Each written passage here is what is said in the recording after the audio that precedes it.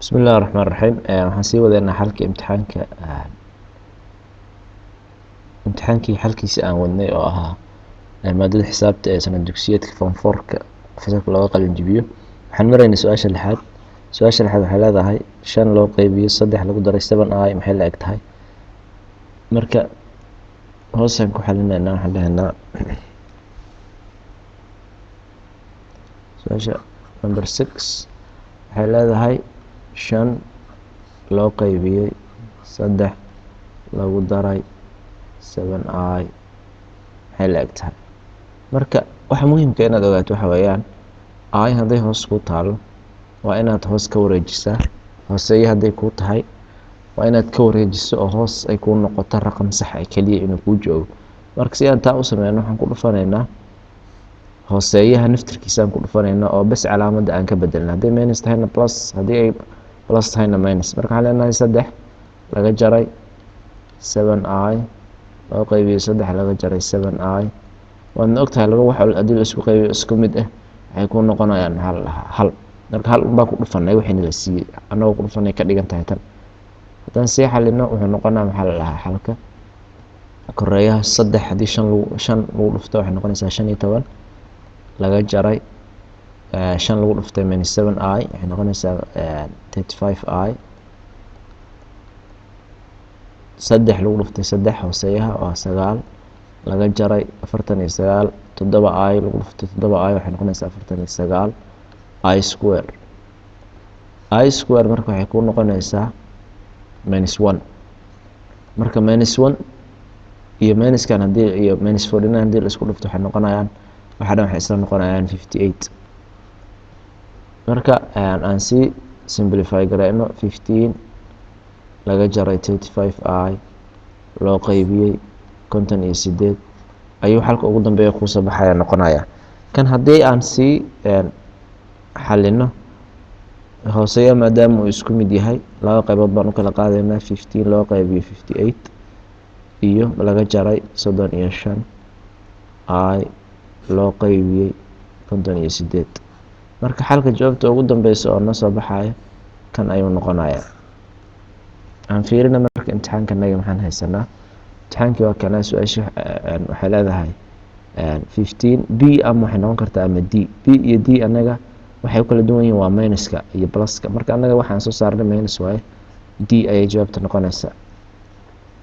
su-aasha 7 waxa uu ku leeyahay square root of 1 minus sin square theta oo loo qeybiyo cosine theta simplification ku samee marka uu ku leeyahay wuxuu ka wadaa macnaha si xalli oo qaab sahal ka dhig marka su-aasha 7 haddii aan xalino ayadana waxay noqonaysaa aan qorano horta ayadi square root 1 minus sin square theta loo qeybiyey cosine theta qaanuun marka waxaa jiro identity-ga oo trigonometry-ga ka mid ah oo la yiraahdo cosine square theta qaanuunkan waa laazim inaad xifdiso su'aalaha noocan aad wax xifdiso cosine iyo sin square wixii ah ku imaado simplification ku samee lagu dhahay si aad u xifdiso qaanuunkan waa inaad xifdiso si aad u xalisan ka wada cafan marka sin square theta cosine square theta lagu daray sin square theta waxay la eg tahay 1 marka haddii hadda qaanuunkan aan xalino oo sin square theta aan xagga u wareejino waxay noo noqonaysaa maxay cosine square theta waxay la eg tahay halkii noo yaalay laga jaray sin square theta marka si aad u jeedaan annaga square root waxaan ku haysanaa 1 minus sin square theta wuxuu leeyahay cosine square theta ku bedel square root of cosine square theta loo qeybiyey cosine square theta marka wixii root ku jiro oo square ah hal xab unbaa kaaga soo haraya okay marka waxaa kuu noqonayaa cosine theta loo qeybiyey cosine theta lana eg maxay wixii isku mid ah la isu qeybiyey waxay noqonayaan maxay hal aan u tagna marka jawaabaha hal ma ku jiro su-aashana la siiyey jawaabaha halka sidaad arki karto number c ayaa jawaabta saxda ah 1 baan noo soo baxay sii soco su-aasha ku xigta waxay leedahay 8 the equation of line passing through the points is pointiga uu ku siiyana waa 3 iyo 2 5 iyo 4 macnaha wuxuu kaa rabaa inaad equation of lineka aad soo saarto intaad xaliso labada nuqdo oo uu ku siiyey ayadana haddii aan isku dayno inaan xalino waa su-aasha 8aad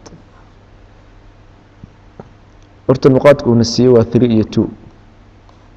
nuqdada koowaad nuqdada kalena waa 5 iyo 4 marka waxaa muhiim ah inaad xasuusnaato ama aad xifdiso qaacidada oo qaanuunka ama slope interceptiga qaanuunkiisa oo ah y waxay la eg tahay mx plus b tana standard form ah sida caadiga ah loo qoro oo uu kaa rabo adiga tan waaye marka anaga y iyo x uuna siiyey x1 waa tanaa y1na waa tanaa x2 waa tanaa y2na waa tanaa marka anaga waxaa naga maqan empty oo ah slopeki iyo bdi oo ah marka ay x 0 tahay haddii aad 0 aan ku bedelno meeshaan empty ku dhacaysa 0 isla noqonaa marka y waxay la eg tahay b marka meesha marka x 0 tahay y xagga uu ka jara lineka labadaasaan marka u baahan inaan soo helno labadaasna waxaan kusoo helaynaa ayagana qaanuun kaleeto oo ah slopeka wuxuu la egyahay y1 laga jaray y2 laga jaray y1 loo qeybiyey x2 laga jaray x1 kanan marka kusoo saaraynaa maxay waxaan kusoo saaraynaa maxaa la dhahaa slopeka marka ku bedel hadda y2 waxay noo ahayd 4 laga jaray 2 loo qeybiyey 5 oo ah x2 laga jaray 2 marka waxaa kusoo baxay meeshaan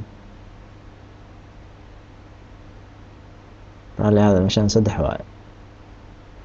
x1 waxay noo tahay 3 sida halkan ka arkartid marka waxaa kusoo baxay 2 loo qeybiyo 2 isla tuur waxaa kusoo baxay waa 1 okay marka hadda slopekii waan soo helnay mucaadaladanada marka waxay sii noqonaysaa y waxay la eg tahay 1 oo ah slopekii lagu dhuftay x lagu daray b waxaanan aqoonin oo hadda ay tahay inaan raadino b si aan u raadino labadan nuqdo oo ku siiyey 3 iyo 2 ama 5 iyo 4 mid un qaado kadibna maxay ku bedel qaanuunkan marka waxaan qaadanaynaa waxaan leenahay kan koowaad haddaan qaadano oo kale 3 iyo 2ga waxaa noo soo baxaayo 3 ama 2 oo ah waayada waxay la eg tahay 1 lagu dhuftay 3 lagu daray b marka waxaa kusoo baxaaya bda dhinacan keen 3 1 lagu dhuftayna waa iska 3 marka dhinacaas u wareeji waxaa kusoo baxaaya 2 minus 3 waxayna la sii ekaanaysaa minus 1 marka mucaadaladanada marka ugu dambeyn maxay noqonaysaa ugu dambeyn mucaadaladanada waxay noqonaysaa y waxay la eg tahay x minus b oo maxaa noo soo baxay 1 aan khiyaaraadka ka fiirino in maxaa la dhaha qaanuunka noocaas uu noogu jiro macnaha mucaadalada noocaas waa b number b waa tana x minus 1 ayay jawaabta ugu dambeysa noqonaysaa su-aasha 3aad waa factorial wuxuu ku leeyahay c35 maxay la eg tahay marka ayadana qaanuunkeeda baan ku dabaqaynaa ma aqaano in qaanuun la idin siiyey iyo in kaleeto aniga laakiin waxaan ogahay in maxaa la dhahaa qawaaniintan ay tahay inaad xifdiso laazim amaba muhim 5 3 combination waa su-aashaan marka tusaale ahaan haddii 5 arday aad haysato oo laga rabo inaad doorato 3 ka mid ah sideed u dooranaysaa ma waxaad dooranaysaa faarax iyo cali iyo geedi mise waxaad dooranaysaa cali iyo xaawo iyo maxaa la dhahaa iyo xaliimo marka taas ayay ka dhigan tahay marka probabilityga iyo waxaas baa lagu xaliyaa marka hadda kuma sii dheeraanayno macnaha proofkeeda laakiin kaliya inaan xalina isku dayno marka kan waxay dhahaan 5 kan waxay dhahaan n 3 gan waxay dhahaan r marka waxay u xaliyaan qaanuunka lagu xaliyo waxa weeye n factorial n minus r oo waxa dhan factorial la geliyay lagu dhuftay r factorial haddii aan ku bedelno marka lambarada ahaysan waxaa noo soo baxaya 5 factorial loo qaybiyey 5 minus rt oo noo ahayd 3 factorial qaws geli factorial geli kadibna maxay lagu dhuftay 3 factorial. haddii aan sii xalino waxay noqonaysaa 5 factorialka waa 5 iyo wixii ka hooseeyo la isku dhuftay lambarka hadba lagu siiyey lagu dhuftay 4 lagu dhuftay 3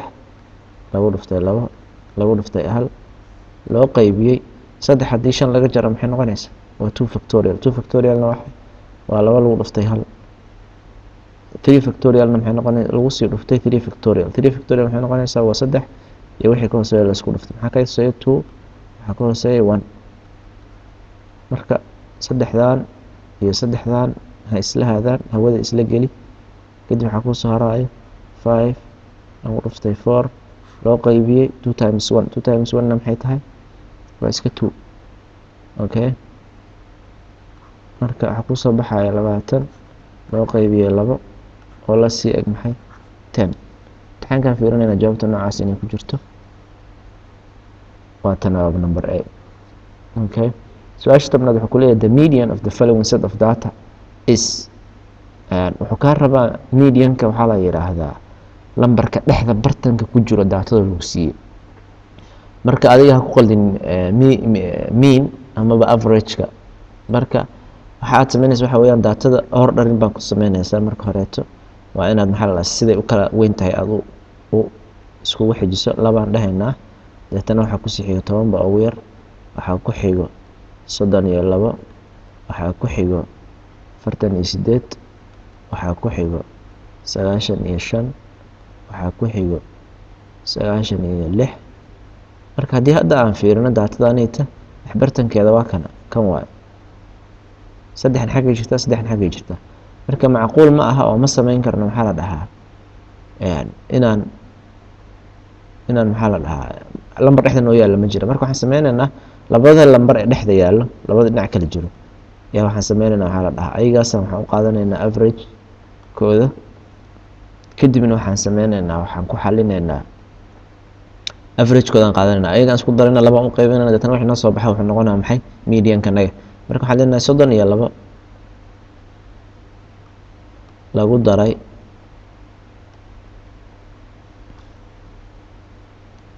raalli ahaada waxyar 32 lagu daray 48 loo qaybiyo 2 marka 32 lagu daray 48 maxay noqonaysaa 2 ku dar 48 waa 50 lagu daray 30 waxay noqonaysaa 80 loo qaybiyo 2 amaba 40 jawaabahanagana 40ka aslan waaba kana waa number A sidaad arki karto su-aasha ku xigta wuxuu ku leeyahay 11aad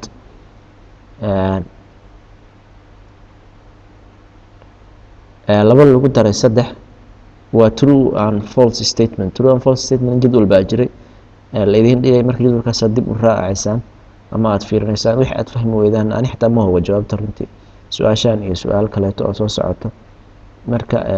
macallimiintaad oo la laabanaysaan wuxuu ku leeyahay 2 lagu daray 3 waxay la eg tahay 5 marka qaybta koobaad ee su-aasha waa sax macnaa 2 lagu daray 3 waa 5 waa sax waa true qaybta labaadna waxay leedahay 2 lagu dhuftay 3 waa 6 ayadana waa true marka true iyo true maxaa kasoo baxay true baa kasoo baxaysa okay su-aashan 12aad wuxuu ku leeyahay the slope of the mucaadaladan uu ku siiyey maxay ka dhigan tahay is equal to what show your work in the answer booklet marka hoos ma u soconaynaa waa 3y laga jaray 2x lagu daray 1 waxay la eg tahay 0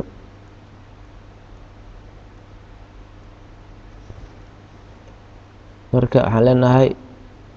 3y laga jaray 2x lagu daray 1 waxay la eg tahay 0 waxaan u xalinaynaa marka mucaadalada si aan slope ku soo helna qaanuunkii aan niri mx plus b mkan ayaa marka slope qaabkan waa inaan mucaadalada u bedelno marka horeeto si aan qaabkan ugu bedelno marka waxaan sameynaynaa waxaa la dhahaa waxaan leenahay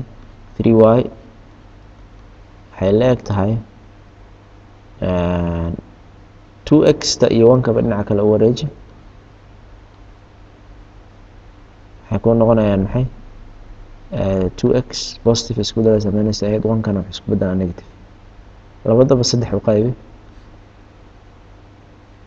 kan iyo kan way isla baxayaan waxa ku soo haraysa waxay la eg tahay 2 loo qaybiyo 3 x minus hal loo qaybiyo 3 marka aniga isloobkanagi waa kana waa x waxa la socdo 2/3 weeyaan aan fiirino imtixaanka 2/3 maan haysanaa